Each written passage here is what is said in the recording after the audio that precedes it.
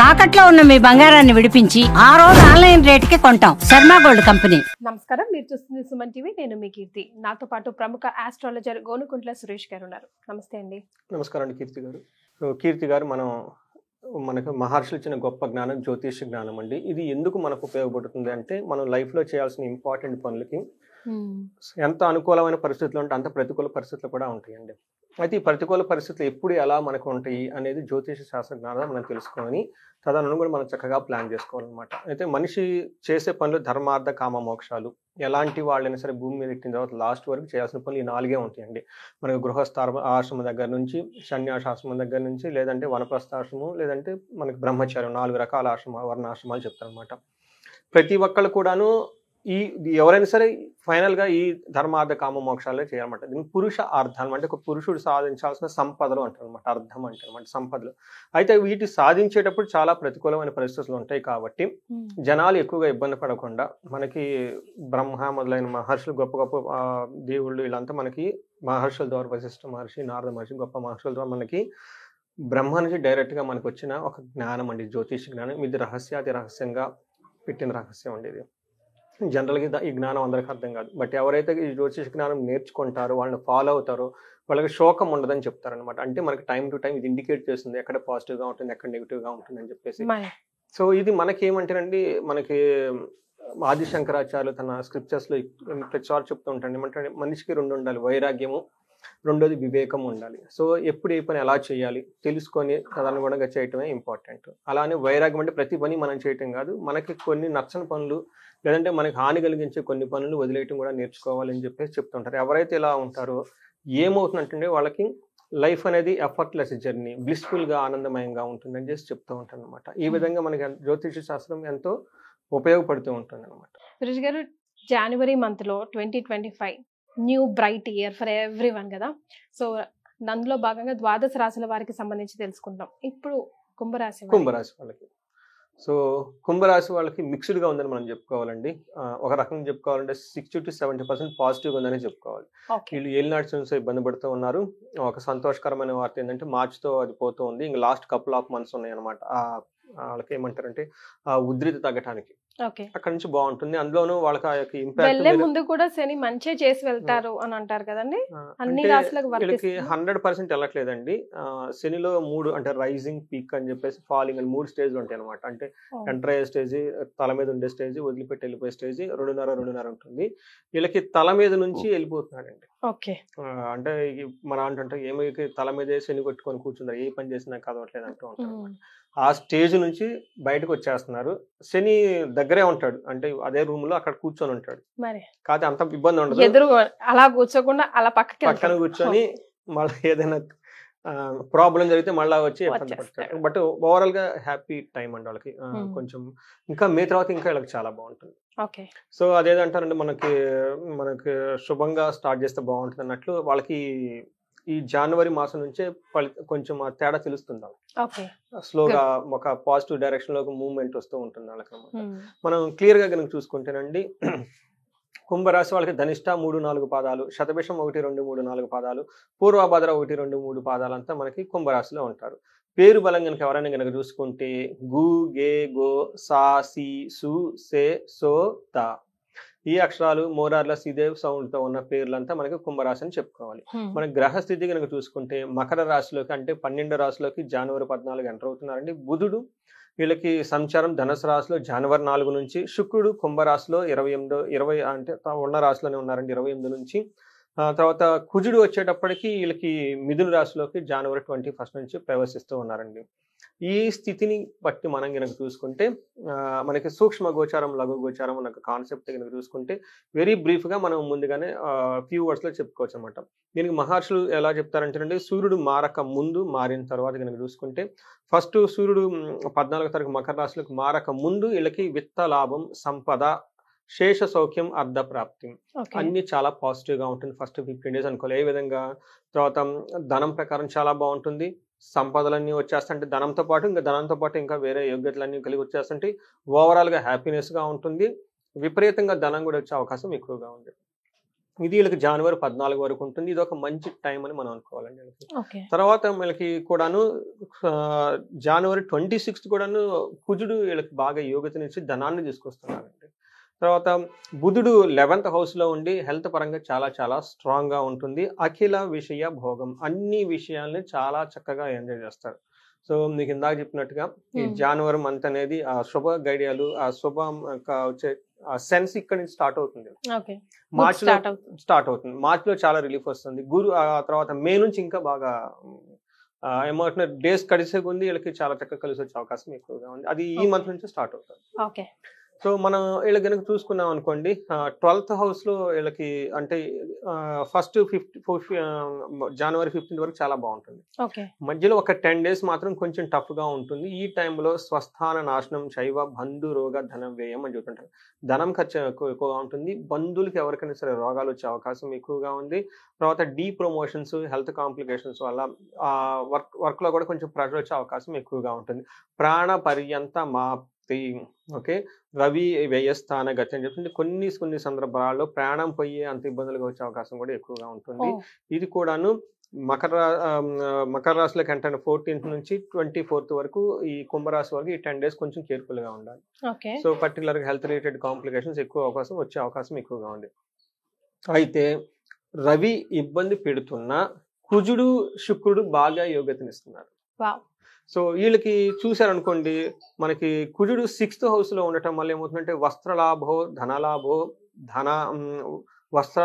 ధాన్యలాభో ధనలాభో యశోస్తద అని చెప్పారంట. కీర్తి ప్రతిష్టలు, ధనలాభము, ధాన్యలాభము, వస్త్రం వచ్చే అవకాశం ఎక్కువగా ఉంది. మనోల్లాసో, మనసంతా చాలా చక్కగా ఉల్లాసంగా ఉంటుంది. ధర్మసిద్ధి, చక్కగా మంచి ఉద్దేశంతో ఏదైనా పని చేస్తే ఆ పనిలో వీళ్ళకి సక్సెస్ వస్తుంది. సో కుజుడు వీళ్ళకి బాగా చక్కగా హెల్ప్ చేస్తున్నాడని మనం చెప్పుకోవాలన్నమాట. కుజుడు 1st హౌస్ 9th హౌస్లో కూడా కొంచెము ఇబ్బందులు పెట్టే సిచ్యువేషన్ చేస్తూ ఉంటారు. కాబట్టి బేసికల్గా వీళ్ళు ఏ విషయాలు కేర్ఫుల్గా ఉండాలంటే హెల్త్ విషయంలో కొంచెం కేర్ఫుల్గా ఉండటం చాలా ఇంపార్టెంట్. కుజుడు 1st హౌస్లో చూడటం వల్ల ఏమవుతుందంటేనండి, బంధువులతో గొడవలు, యక్ష రాక్షస పీడలు, పనులు కాకపోవటం అని చెప్తుంటారు. ఏదో ఒక విధంగా తెలియకుండా వీళ్ళకి మనసులో శారీరకంగా బాధలు పడే అవకాశం ఎక్కువగా ఉంటుంది. అయితే వీళ్ళకి శుక్రుడు 1st హౌస్లో ఉండటం వల్ల చాలా చాలా చక్కగా యోగ్యతను ఇస్తారని చెప్పుకోవాలన్నమాట. పర్టికులర్గా వాళ్ళకి లుక్ అంతా చాలా బాగుంటుంది, డిగ్నిటీగా ఉంటారు. తర్వాత మనసంతా ఉల్లాసంగా ఉత్సాహభరితంగా ఉంటుంది.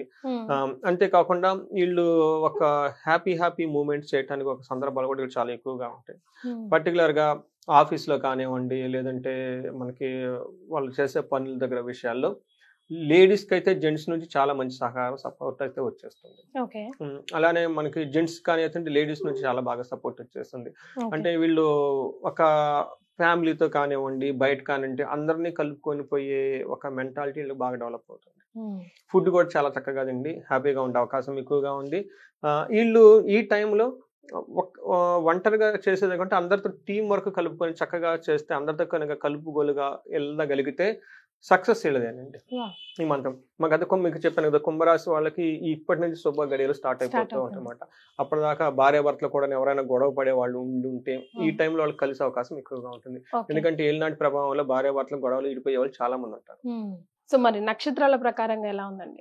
నక్షత్రం ప్రకారం మనం చూసుకుంటేనండి, ధనిష్ఠ నక్షత్రం వాళ్ళకి 3 విషయాలు చాలా బాగుంది, 2 విషయాల్లో చాలా ఛాలెంజింగ్ గా ఉంది. ఏ విషయంలో బాగుందంటే ఫస్ట్ వీళ్ళు అన్ని ఫంక్షన్స్ లో అటెండ్ అవుతారండి ధనిష్ఠ నక్షత్రం వాళ్ళు.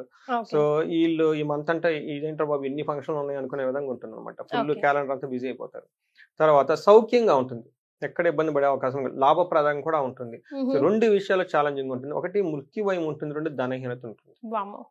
సో వీళ్ళకి ఇంకా ధన ప్రవాహం అయితే వస్తూ స్టార్ట్ అయింది, కానీ అంత వీళ్ళ రిక్వైర్మెంట్లు అన్ని కలిపెట్టా ఉండదు. ఎందుకంటే వీళ్ళు నడిచిన ప్రభావం ఉండటంతో ధనానికి సంబంధించిన ఆదాయాలన్నీ వీళ్ళకి క్లోజ్ అయ్యి ఉంటాయి. ఇప్పుడే డోర్స్ అన్ని ఓపెన్ అవుతూ ఉంటాయి. కాబట్టి ఇలా రాగానే అలా ఖర్చు కూడా ఎక్కువ పోతూ ఉంటుంది. బట్ ఆ ప్రవాహం ఇంకా మే తర్వాత ఇంకా బాగా వస్తుంది. కాబట్టి ఒక అంగల పోతూ ఉంటే డౌన్ టు లైన్ స్లోగా వాళ్ళకున్న అప్పులన్నీ, లేదంటే వాళ్ళకి అన్ని రిక్వైర్మెంట్స్ తీరిపోయి ధనం నిల్వ ఉండే అవకాశం కూడా ఎక్కువగా ఉంటుంది. బట్ స్టార్టింగ్ పాయింట్ ఎక్కడి నుంచి స్టార్ట్ అవుతుంది. శతభిష నక్షత్రం వాళ్ళకి కూడాను 3 విషయాల్లో చాలా బాగుంటుంది, 2 విషయాల్లో ఛాలెంజింగ్ ఉంటుంది. ఫస్ట్ ఎక్కడ బాగుంటుంది అంటే వీళ్ళకి లాభప్రదంగా ఉంటుంది. ఈ మంత్ అంతా వీళ్ళకి మంత్ ఎండ్ లో చాలా జయప్రదంగా అన్ని ముగిస్తారు. అంటే చాలా రోజుల తర్వాత మనకి జయం వస్తుంది. జయం అంటూ చూస్తున్నారు. అది ఓకే. వెళ్ళవలసింది కదండి. చాలా కుంభరాశి వాళ్ళు చాలా ఇబ్బంది పడుతుంటారు. నాకు ఫోన్లో వచ్చే కాల్స్ లో అట్లీస్ట్ అవుట్ ఆఫ్ 10 2 కాల్స్ ఇలాగే ఉంటాయి. ఓ, ఓకే. ఈ ఇందులో వాళ్ళకి వాళ్ళు ధనిష్ట గానీ, శతభిష గానీ, పూర్వాషాఢ గానీ, పూర్వభద్ర గానీ, ఈ నక్షత్రం వాళ్ళు ప్రాబ్లమ్స్ చెప్పంగానే మీరు చెప్పేయగలుగుతారు కదండి, ఇది మీది రాశి ఈ రాశి ఈ నక్షత్రం అనగానే ఇంకా వీళ్ళ దగ్గర నుంచి ఎలాంటి కష్టం రాసి వచ్చిందో నేను కూడా కొంచెం వాళ్ళకి సింక్ అయిపోయి ఉంటాను అనమాట. అంటే అప్పటిదాకా నేను కూడా ఇని ఉంటాను కదండి.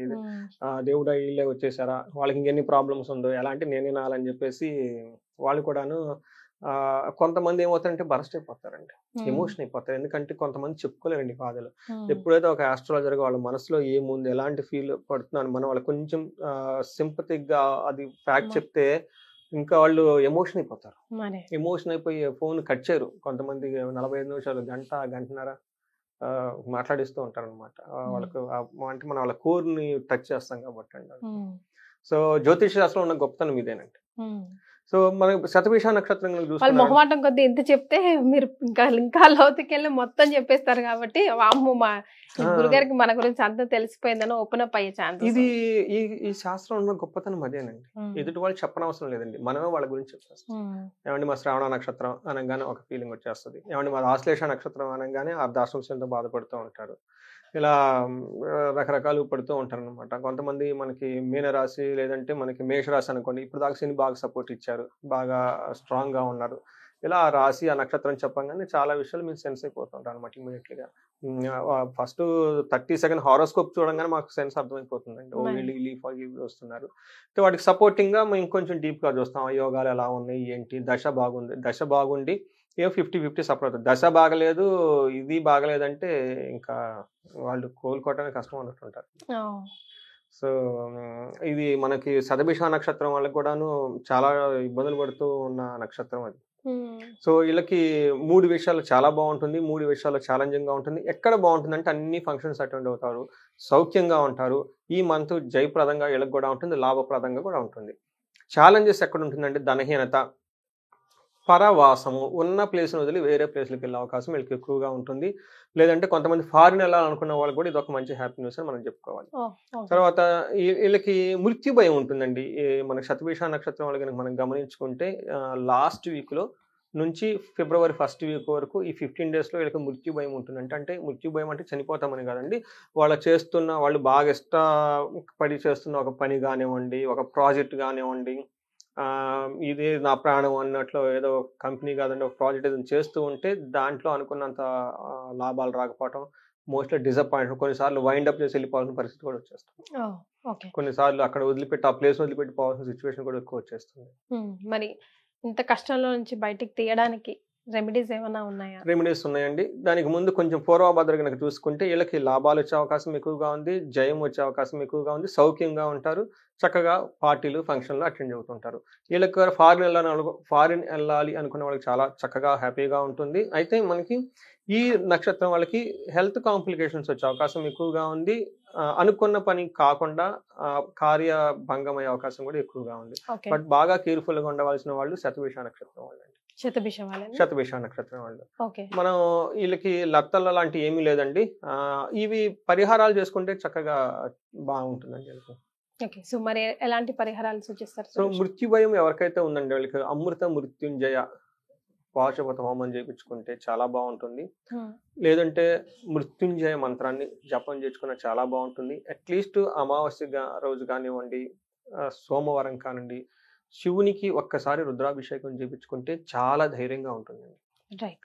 ఇంకా మేము పర్లేదండి కొంచెం బాగా సీరియస్ గా ప్రాబ్లమ్స్ ఉన్నాయి, పర్లేదండి మేము ఏమన్నా కనుక హోమాలు లాంటి చేయించుకుంటాం అని కనుక అనుకుంటే వీళ్ళకి మన్యు పాశుపత హోమం కనుక చేయించుకుంటే ఈ మన్యు శనికి చాలా రిలేషన్షిప్ ఉంటుందండి.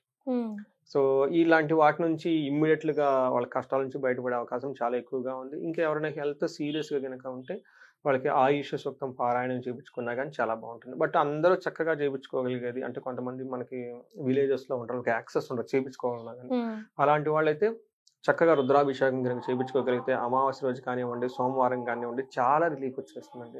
నేను ఈ రెమెడీ చెప్పిన 1 week 10 days నాకు ఫోన్ చేసిన వాళ్ళు చాలా మంది ఉన్నారు. అలా కనుక చేసుకోగలిగితే చాలా బాగుంటుంది. మృత్యు జయ మంత్రం చక్కగా చేయించుకున్నా కానీ వాళ్ళలో వాళ్ళు దాని నుంచి ఆ మృత్యు భయం నుంచి బయటపడిపోతారు. Right. Thank you so much Suresh గారు. థ్యాంక్ యూ అండి.